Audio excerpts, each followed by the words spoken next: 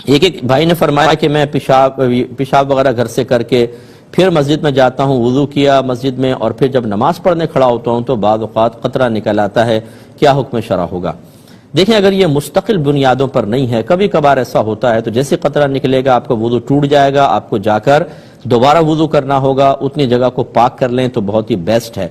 اور اگر یہ دائمی عادت ہے کہ جب بھی وضو کرتے ہیں، چاہے گھر میں نماز پڑھیں چاہے مسجد میں آ کے قطرات خارج ہو جاتے ہیں، تو آپ شرعی معذور کہلائیں گے۔ ایسی صورت میں پھر یہی ہے، یعنی آپ دو تین دفعہ اپنا امتحان لیں کہ ایک دفعہ آپ نے وضو کیا، نماز پڑھنا شروع کی، قطرہ آیا، چھوڑ دیں، تھوڑی دیر بعد پھر وضو کریں، پھر نماز پڑھیں، اگر پھر قطرہ آ جاتا ہے، اس کا مطلب ہے دو تین دفعہ کا امتحان لینے سے ثابت ہو گیا کہ آپ شرعی معذور ہیں۔ پانی کی ٹھنڈک کی وجہ سے آپ کا قطرہ خارج ہوتا ہے، اگرچہ آپ پیشاب کرتے ہوئے مکمل اطمینان حاصل کر لیتے ہیں، پھر بھی قطرات نکل رہے ہیں تو آپ شرعی معذور ہیں۔ شرعی معذور کا حکم یہ ہوتا ہے کہ وضو کرے، نماز پڑھے، وضو کے دوران قطرہ آیا یا نماز کے دوران معاف ہوگا۔ لیکن اگر یہ دائمی عادت نہیں ہے،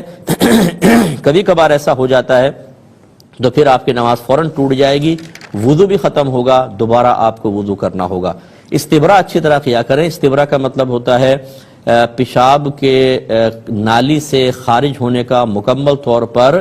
اطمینان حاصل کرنا۔ اس کے لیے بعضوں کو